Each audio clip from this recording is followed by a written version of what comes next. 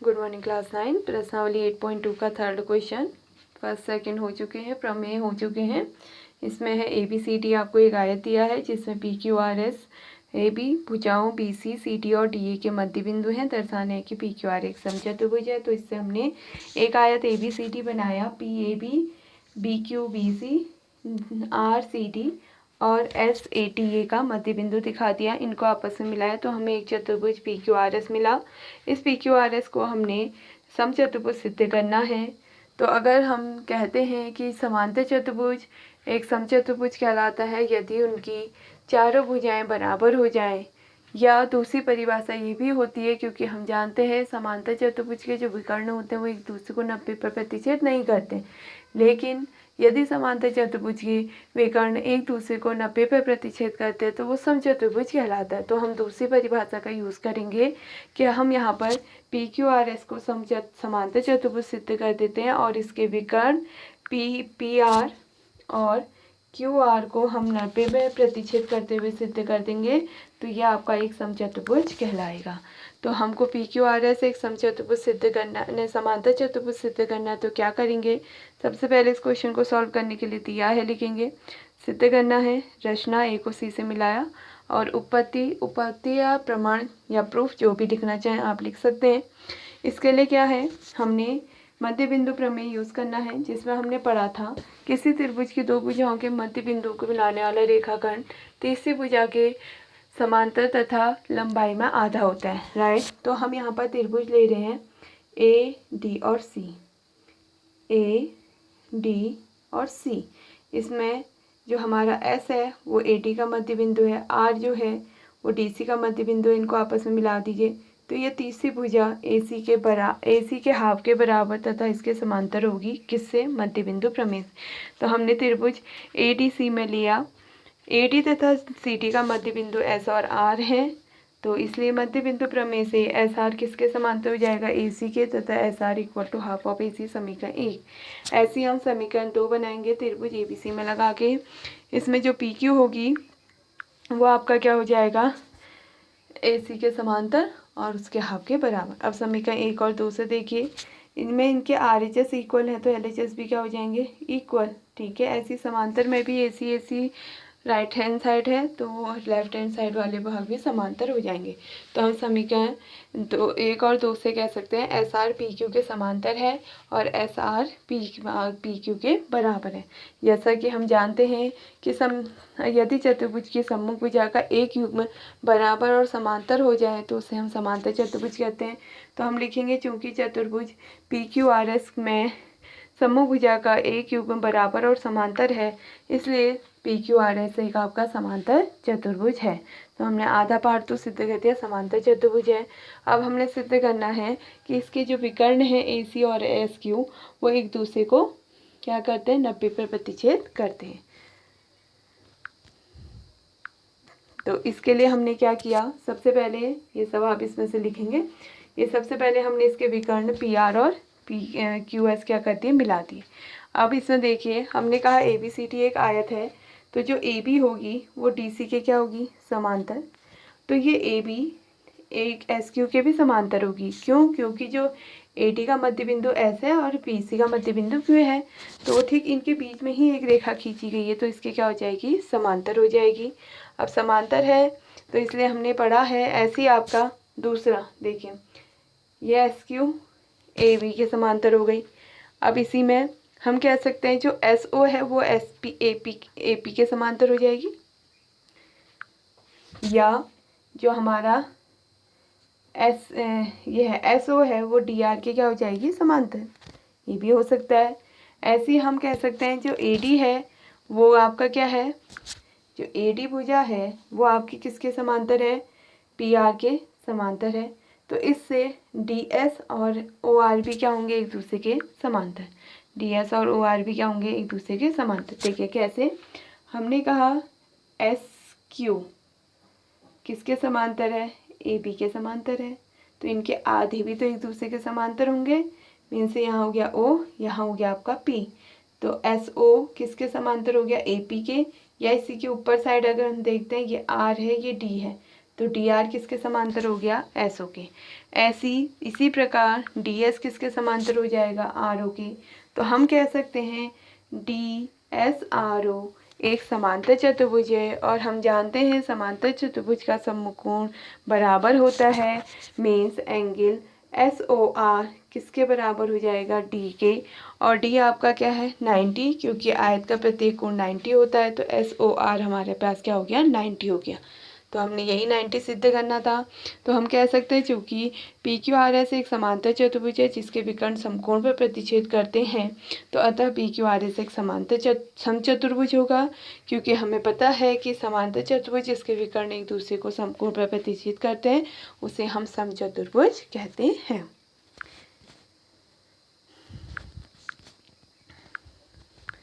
अब इसी में आपका क्वेश्चन नंबर 4 है। अब हमने अभी तक मध्य बिंदु का प्रमेय का यूज़ किया था, अब हमने इसके सेकंड वाला जो प्रमेय पढ़ा है उसको यूज़ करेंगे। इसमें आपसे कहा गया है कि जो ए बी सी डी है वो समलंब है। समलंब हमने पढ़ा है एक ऐसा चतुर्भुज जिसके सम्मुख भुजा का एक युग्म समांतर होता है, दूसरा युग्म समांतर नहीं होता है। साथ ही बी डी एक विकर्ण है जो ई तथा ई भुजा ए डी का मध्य बिंदु है। इसमें आपसे कहा गया है ए बी सी डी एक समलंब है जिसमें ई भुजा ए डी का मध्य बिंदु है, बी डी एक आपका विकर्ण है। ई से होकर जाने वाली रेखा ए बी के समांतर हमने एक रेखा खींच रखी है, जो ए बी है इसके समांतर एक रेखा ई एफ खींची। तो इसमें आपको दिखाना है जो बी सी को एफ पर प्रतिच्छेद करती है, दर्शाई कि एफ बी सी का मध्य बिंदु है। मध्य बिंदु को सिद्ध करना है तो इसका मतलब हमें दिखाना होगा सी एफ बराबर बी एफ। ठीक है, तो सबसे पहले दिया है आप लिख लेंगे और सिद्ध करना है भी हो जाएगा। इसके लिए रचना छोड़ दीजिए, इसमें आपकी रचना क्योंकि क्वेश्चन में ही पहले से दिया हुआ है, तो आप इसमें लिख देंगे क्या,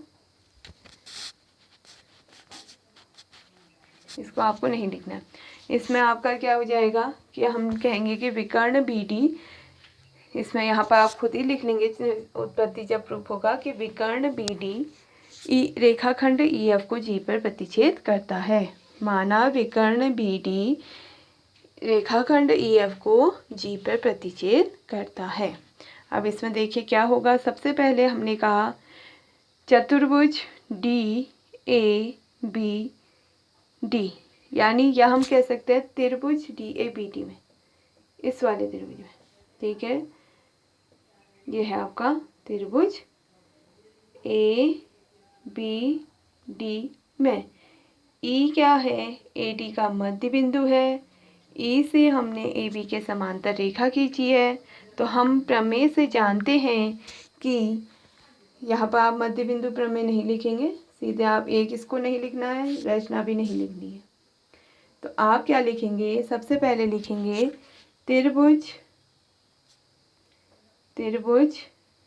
ए बी डी में, त्रिभुज ए बी डी में ए बी समांतर ई एफ या ए बी समांतर ई जी, ए बी समांतर ई जी तथा ई भुजा ए डी का मध्य बिंदु है।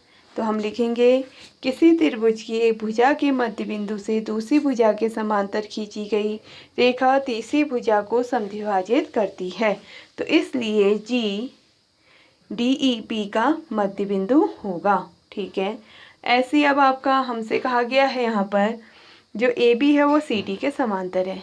ए बी किसके समांतर है, सी डी के।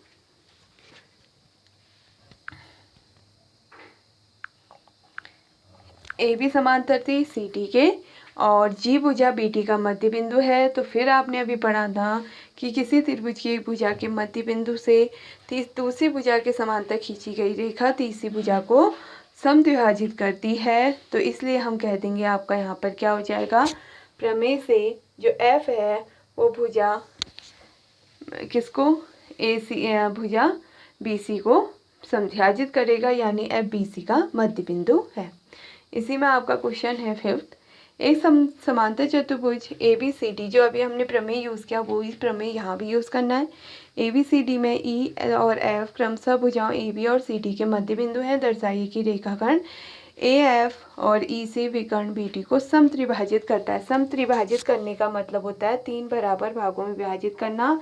मीन्स बी क्यू बराबर पी क्यू बराबर डी पी आपको सिद्ध करना है। तो आपने सबसे पहले दिया है, सिद्ध करना है, लिख लिया।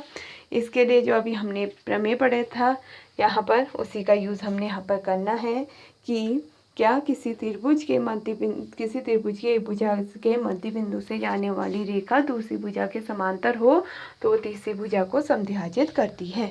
तो सबसे पहले हम त्रिभुज डी ए बी में ले रहे हैं। इसमें देखिए क्या है, डी ए बी में जो ई है वो भुजा ए बी का क्या है, मध्य बिंदु है। अगर ऐसे समझ में नहीं आता तो आप इसमें रफ खींचिए ऐसे। ये हो गया ए बी, ये डी, यहाँ पर हो गया ई। ठीक है, हमने इसको किसके समांतर खींचा है, जो ए एफ है, जो हमारी ए एफ है वो किसके समांतर है, आपकी ई सी के समांतर है। यानी वो ई क्यू के भी क्या होगी, समांतर होगी। तो हम जानते हैं किसी त्रिभुज में एक भुजा के मध्य बिंदु से दूसरी भुजा के समांतर खींची गई रेखा तीसरी भुजा को समद्विभाजित करती है। यानी क्यू किसका मध्य बिंदु हो जाएगा, आपका पी पी का मध्य बिंदु हो जाएगा। तो हमने यहाँ पर दिखा दिया कि क्यू भुजा पी पी का मध्य बिंदु है, तो इसलिए पी क्यू बराबर क्या हो जाएगा, क्यू पी। तो फिर से ऐसे ही हम दूसरे त्रिभुज में यूज़ करेंगे एफ के लिए, तो वो भुजा उसका मध्य बिंदु हो जाएगा। इसी प्रकार अब आपका है 6th क्वेश्चन, दर्शाइए कि किसी चतुर्भुज के समूह भुजाओं के मध्य बिंदु को मिलाने वाला रेखाखंड परस्पर समद्विभाजित करता है। हमको एक ABCD यहाँ पर चतुर्भुज दिया है जिसकी समूह भुजा के मध्य बिंदु है पी क्यू आर एस। इनको आपस में मिला दीजिए पी आर, और इसको हमने मिला दिया एस क्यू। तो हमें सिद्ध करना है कि जो पी आर और एस क्यू हैं वो एक दूसरे को किस दर्शाई कि चतुर्भुज के समूह भुजाओं के मध्य बिंदु को मिलाने वाले रेखाखंड एक दूसरे को समद्विभाजित करते हैं। मीन्स पी ओ बराबर आर ओ और क्यू ओ बराबर एस ओ। तो इसके लिए क्या करेंगे, सबसे पहले दिया है वगैरह लिख लेंगे, सिद्ध करना है। उसके बाद इसमें रचना कर देंगे कि हमने पी क्यू आर एस को ए और सी से भी मिला दिया है। तो त्रिभुज ए डी सी में हमने पढ़ा है ए टी और सी टी के मध्य बिंदु एस तथा आर है। तो हमने क्या करना है, यहाँ पर पी क्यू आर एस को पहले समांतर चतुर्भुज सिद्ध करना है। ठीक है, अब समांतर चतुर्भुज सिद्ध हो गया तो जैसा कि हमको इसका गुणधर्म पता है कि समांतर चतुर्भुज के विकर्ण एक दूसरे को समद्विभाजित करते हैं, एक दूसरे को समद्विभाजित करते हैं। तो ये आपका मध्य बिंदु प्रमेय से होगा या लंबी मध्य बिंदु प्रमेय से। तो हमने कह दिया कि पी क्यू आर एक समांतर चतुर्भुज है और हम जानते हैं कि किसी भी समांतर चतुर्भुज के विकर्ण एक दूसरे को समद्विभाजित करते हैं, यानी पी आर और एस क्यू एक दूसरे को समद्विभाजित करेंगे। अब इसी में आपका लास्ट क्वेश्चन है, ए बी सी एक आपको समकोण त्रिभुज दिया है, कर्ण ए बी के मध्य बिंदु एम से, ये एम ए बी का मध्य बिंदु है यानी ए एम बराबर बी एम से होगा बी सी के समांतर हमने एक रेखा खींची है। तो ए सी रेखा ए सी को डी पर प्रतिच्छेद करता है। तो पहला तो आपने अभी पढ़ा था कि किसी त्रिभुज के एक भुजा के मध्य बिंदु से दूसरी भुजा के समांतर खींची गई रेखा तीसरी भुजा को समद्विभाजित करती है। तो डी ए सी का मध्य बिंदु हो गया, पहला भाग हो गया। ठीक है, अब जैसा कि आप जानते हैं कि जो डी एम है वो ए सी बी के क्या है, समांतर है। तो आपको पता है कि संगत कोण आपस में क्या होते हैं, बराबर होते हैं। ये 90 है तो ये भी क्या हो जाएगा आपका 90। तो एम डी ए सी पर लंब हो गई। उसके बाद हम इन दो त्रिभुजों को करेंगे सर्वांगसम। कौन से, ए डी एम और डी एम सी। कैसे हो जाएगा, पहला हम कहेंगे क्या, इसमें जो 90 है, एक तो कोण आपका 90 हो गया, 90 के सामने वाली भुजा एम डी और एम डी उभयनिष्ठ हो गई। और अभी हमने एक सिद्ध किया था डी ए डी का ए सी का मध्य बिंदु है, तो ए डी और डी सी भी क्या हो गए, मध्य, वो आपके बराबर हो गए क्योंकि डी ए सी का मध्य बिंदु है। तो इसका मतलब आपका ये क्या हो गया, एस आर एच एस सर्वांग समता से त्रिभुज सर्वांगसम हो गए। त्रिभुज सर्वांगसम है तो भुजा सी एम और एम ए आपस में क्या होंगी, बराबर। ठीक है, सी एम और एम ए आपकी क्या हो गई, बराबर। लेकिन अगर आप देखते हो यहाँ पर जो ए बी है उसे हम क्या लिख सकते हैं तोड़ के, A M plus B M, A M plus B M कह सकते हैं। लेकिन हमें यहाँ पर ना आंसर में AM लाना है, नहीं सॉरी AM तो लाना है, लेकिन CM लेके आना है, BM नहीं लाना है। तो अभी हमने क्या था यहाँ पर, कैसे करेंगे देखिए, AB equal to AM plus BM को भी हम AM लिख देंगे। क्यों? क्योंकि जो आपका ये B है वो AB का क्या है, मध्य बिंदु है। तो AM और BM क्या होंगे, बराबर। तो ट्वाइस AM बराबर कितना हो गया, AB। तो इसको हम AM बराबर हाफ ऑफ AB कह देंगे। AM और CM बराबर है, तो इसलिए हम कह देंगे CM बराबर AM बराबर AB। तो यही आपका यहाँ पर है, देखिए इसमें दिया है, सिद्ध करना है और लिख लेंगे आप। उसके बाद हमने यहाँ पर कहा M भुजा AB का मध्य बिंदु है, तो MD समांतर BC।